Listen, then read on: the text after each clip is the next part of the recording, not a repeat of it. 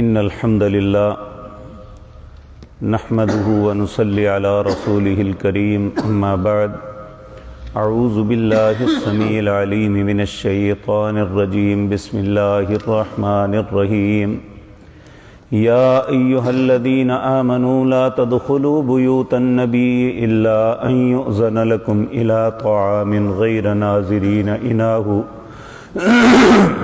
إناه ولكن إذا دعيتم فادخلوا فإذا طعمتم فانتشروا ولا مستأنسين لحديث إن ذلكم كان يؤذي النبي فيستحيي منكم والله لا يستحيي من الحق وإذا سألتموهن متاعا فاسألوهن من وراء حجاب ذلكم أطهر لقلوبكم وقلوبهن وما كان لكم أن تؤذوا رسول الله ولا أن تنكحوا أزواجه من بعده أبدا إن ذلكم كان عند الله عظيما إن تبدوا شيئا أو تخفوه فإن الله كان بكل شيء عليما لا جناح عليهن في آبائهن ولا أبنائهن ولا إخوانهن ولا أبناء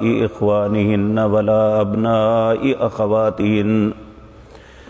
ولا أبناء أخواتهن ولا نسائهن ولا ما ملكت أيمانهن واتقين الله إن الله كان على كل شيء شهيدا۔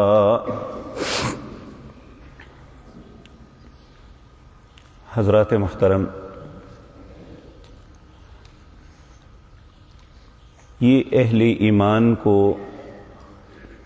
نبی کریم صلی اللہ علیہ وسلم کے گھر جانے، وہاں بات کرنے اور باہم ایک دوسرے کے گھروں میں جانے آنے کے متعلق آداب بتائے جا رہے ہیں۔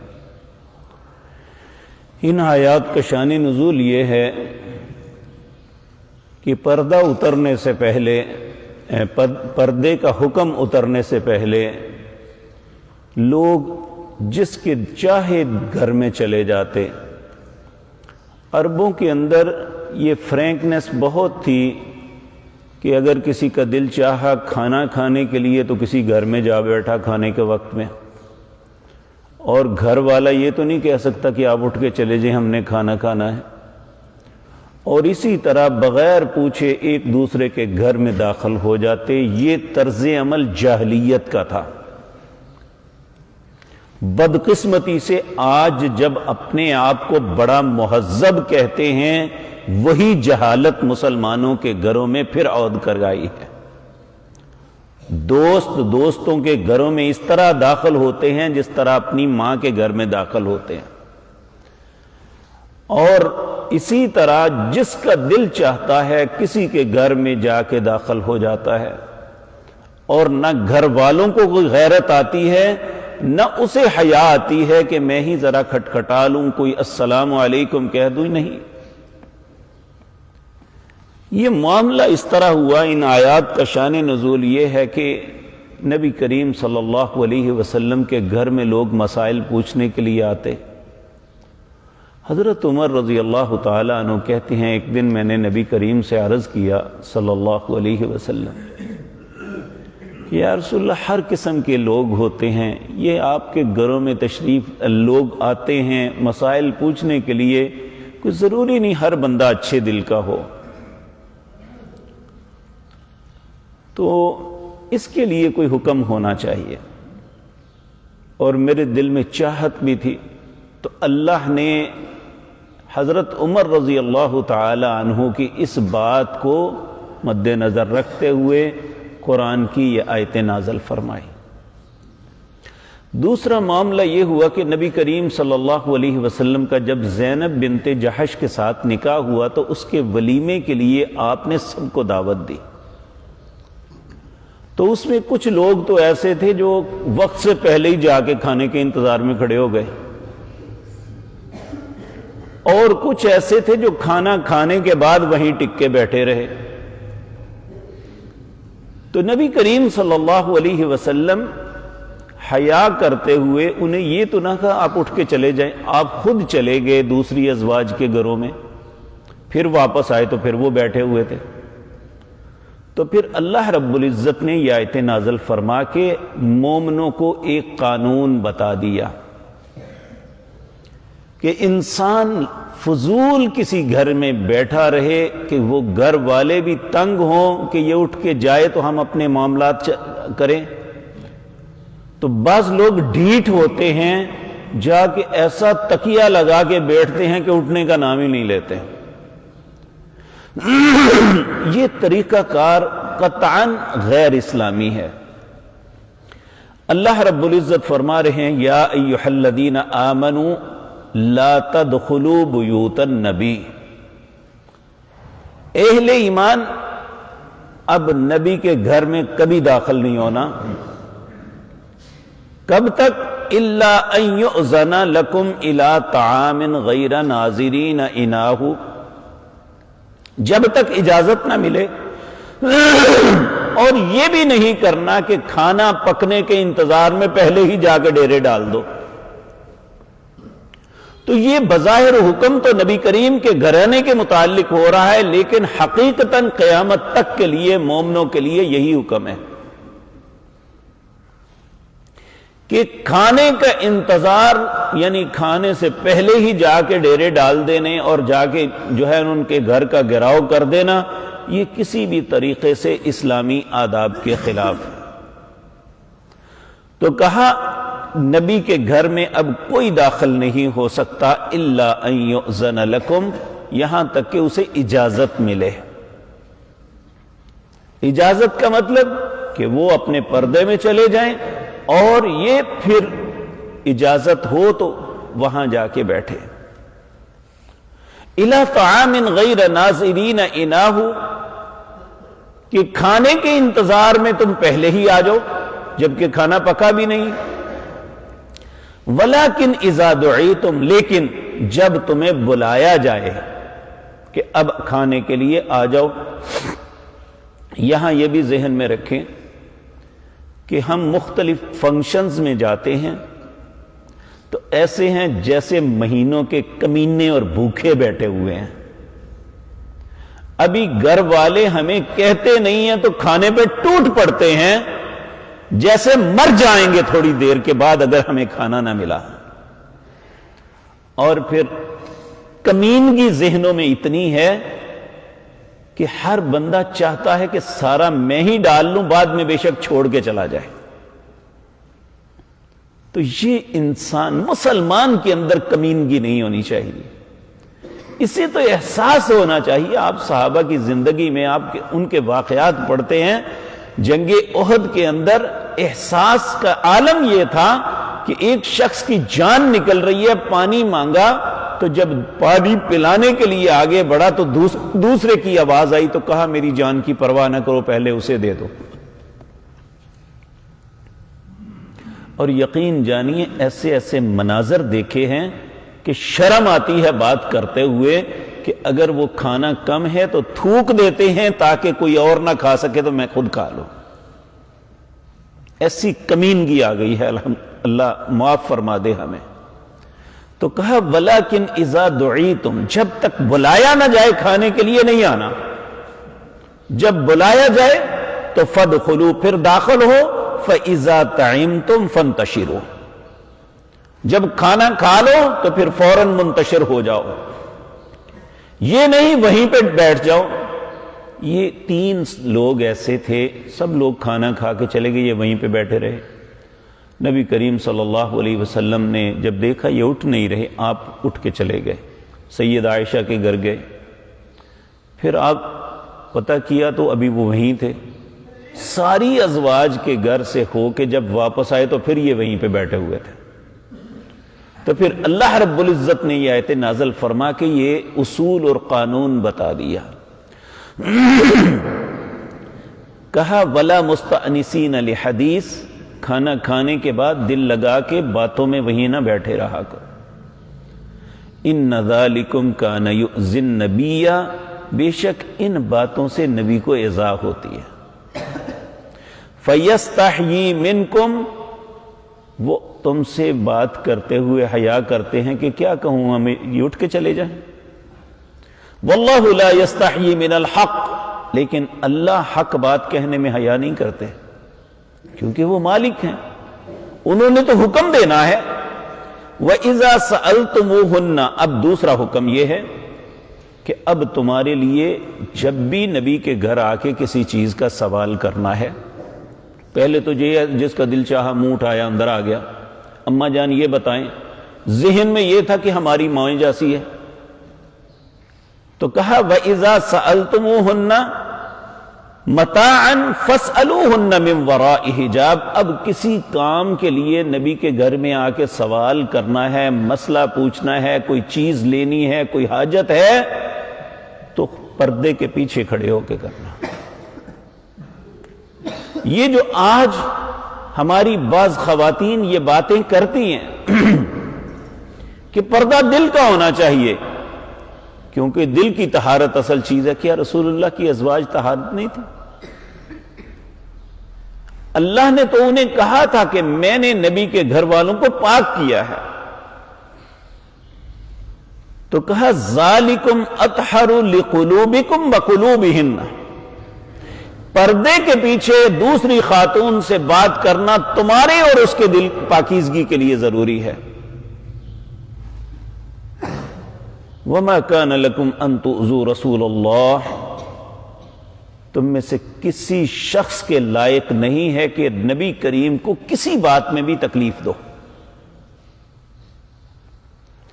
اور نبی پاک کو تکلیف دینا، ان الذین یؤذون اللہ ورسولہ لعنہم اللہ فی الدنیا والآخرہ، اللہ دنیا اور آخرت پہ اس بندے کو لعنت دیتے ہیں. وہ لعنتی انسان ہے جو رسول اللہ کو کسی بھی طریقے سے اذیت دیتا ہے.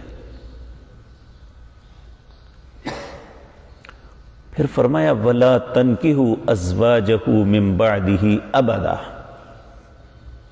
یہ جو نبی کی بیویاں ہیں، تمہاری مائیں ہیں، آج کے بعد کبھی بھی ان کے ساتھ کوئی نکاح نہیں کر سکتا. وَلَا تَنْكِحُوا أَزْوَاجَهُ مِن بَعْدِهِ أَبَدًا إِنَّ ذَلِكُمْ كَانَ عِندَ اللَّهِ عَظِيمًا. اللہ کے نزدیک یہ بہت بڑی بات ہے. کوئی نبی کے گھر والوں کے متعلق یہ تصور رکھے کہ ان کے ساتھ نکاح بھی ہو جائے. بری بات سوچنا تو بہت دور کی بات ہے. اب نکاح کرنا کوئی گناہ تو نہیں نا، لیکن نبی کی بیویوں کے ساتھ ایسا تصور بھی کرنا کہ ان کے ساتھ میرا نکاح ہو جائے، یہ بھی گناہ عظیم ہے. تو پھر اللہ فرماتے ہیں یہ نہ سمجھنا کہ منہ سے نہیں بولو گے، دل میں کچھ رکھو گے تو اللہ کو پتہ نہیں چلے گا. ان تبدو شیئا او تخفو، تم کسی چیز کو ظاہر کرو یا چھپاؤ. فَإِنَّ اللَّهَ كَانَ بِكُلِّ شَيْءٍ عَلِيمًا، اللہ ہر چیز کو جانتا ہے. یہ جو ہم ظاہر کرتے ہیں وہ تو ہم سب جانتے ہیں، کچھ ایسی چیزیں ہم چھپاتے ہیں، ہم سمجھتے ہیں ہمارے سینے کے اندر بید ہیں، انہیں کوئی نہیں جانتا. اللہ کہتے ہیں وَيَعْلَمُ مَا تُخْفِي الصُّدُورُ، تمہارے سینوں کے اندر چھپی ہوئی باتوں کو بھی میں جانتا ہوں. ہاں، کن سے پردہ نہیں ہے ان کو نام لے کے بتا دیا، اس کے علاوہ سب سے پردہ ہے. کہا لا جناح علیہن فی آبائہن، تم پہ کوئی گناہ نہیں کہ اپنے باپوں کے سامنے نہ پردہ کرو، یعنی بیٹی باپ کے سامنے نہ پردہ کرے تو کوئی گناہ نہیں. ولا ابنائہن، ماں اپنے بیٹے کے سامنے نہ کرے پھر بھی کوئی گناہ نہیں ہے. ولا اخوانہن، بہن اپنے بھائی کے سامنے نہ کرے پردہ تو کوئی گناہ نہیں ہے. ولا ابنائی اخوانہن، اپنے بھائی کے بیٹے ان کے سامنے اگر نہ پردہ کیا جائے تو پھر بھی، یعنی پھپھی اپنے بھائی کے بیٹوں کے سامنے پردہ نہ کرے تو کوئی گناہ نہیں. ولا ابنائی اخواتہن، خالہ اپنی بہن کے بیٹوں کے سامنے پردہ نہ کرے تو پھر بھی کوئی گناہ نہیں ہے. ولا نسائہن، اور عورتوں کے سامنے بھی کوئی پردہ نہیں ہے. ولا ما ملکت ایمانہن، جو تمہارے گھروں کے اندر غلام کام کرنے والے ہیں ان کے سامنے بھی پردہ نہیں ہے. اگر نہ کرو تو کوئی گناہ نہیں، اس کے علاوہ جس کے سامنے بے پرد ہو تو گناہ ہے۔ میں اپنی ان ماؤں اور بہنوں کو عرض کروں گا، ایک گناہ ہوتا ہے چند لمحے گناہ کیا اور پھر ختم، یہ بے پردگی اتنا بڑا گناہ ہے کہ پوری زندگی یہ خاتون گناہ میں گزارتی ہے، ہمیشہ اللہ کی نافرمانی میں رہتی ہے کہ جب جیسے چاہا باہر نکل گئی، لوگوں میں بیٹھ گئی، مخلوط مجلسوں میں چلی گئی، مخلوط تعلیمی اداروں میں چلی گئی، اللہ نے اس بات کی اجازت نہیں دی۔ اور بدقسمتی سے ہماری حکومتیں انہیں پرموٹ کرتی ہیں۔ یہ چند دنوں بعد خواتین نے جلوس نکالنا ہے کہ ہمیں آزادی دی جائے۔ اللہ نے ان عورتوں کی عصمت کو سب سے قیمتی قرار دیا، اور اس کی عصمت کے تحفظ کے لیے یہ قانون بنایا جا رہا ہے، اسے قید نہیں کیا جا رہا۔ عورت ایک عظیم چیز ہے، یہ شوکیس میں لگنے والی چیز نہیں، یہ شو پیس نہیں ہے، یہ لوگوں میں آ کے اپنی نمائش کرنے والی چیز نہیں ہے۔ عورت کا مطلب ہی پردہ ہے۔ لوہے کو کوئی نہیں تجوریوں میں رکھتا، ہمیشہ سونے کو رکھا جاتا ہے۔ تو اللہ کی نظروں میں یہ اس کی قدر و قیمت ہے، کیونکہ یہ انسانی نسل کی بقا کی امین ہے۔ اگر یہ اس طرح باہر نکل آئے تو انسانی نسل برباد ہو جائے گی۔ اس کی مثال یورپ میں دیکھی جا سکتی ہے، وہاں پہ 90% لوگوں کو پتہ نہیں ہے کہ ان کا باپ کون ہے۔ یہ پچھلے دنوں ایک بہت بڑا فٹ بال سٹار تھا، فوت ہو گیا، میراڈونا۔ 2008 میں جب فٹ بال کا عالمی مقابلہ ہوا تو یہ بطور کوچ ارجنٹائن کی طرف سے آیا۔ اس سال ارجنٹائن نے اپنا مقابلہ جیت لیا، عالمی مقابلہ۔ تو اس کا انٹرویو کیا، اللہ اکبر، اینکر نے اس سے پوچھا کہ دنیا کے اندر کروڑوں نہیں اربوں تمہارے پرستار ہیں، پیسے کی تجھے کمی نہیں، دنیا کی ہر چیز تیرے پاس ہے، اس سارا کچھ ہونے کے باوجود ہر وقت نشے میں کیوں رہتا ہے؟ اس نے جو جواب دیا انسان کو ہلا دینے کے لیے کافی ہے۔ بہت ارزودہ ہو کہ کہنے لگا نہ پوچھتے تو اچھا تھا، اگر پوچھا ہے تو بتاتا ہوں۔ کہنے لگا میں نے اپنی زندگی کے اندر سب کچھ پایا، لیکن میرے سامنے میرا کوئی رشتہ نہیں تھا۔ میں نے بڑا تلاش کیا کہ مجھے میرے ماں باپ کا پتہ چلے کہ میں کس کا بیٹا ہوں، میری ماں کون ہے، میرا باپ کون ہے، مجھے پتہ نہیں چل رہا تھا۔ پھر میں نے پرائیویٹ انٹیلیجنس ایجنسیوں سے رابطہ کیا کہ میرا پتہ کرو میں کس کا بیٹا ہوں۔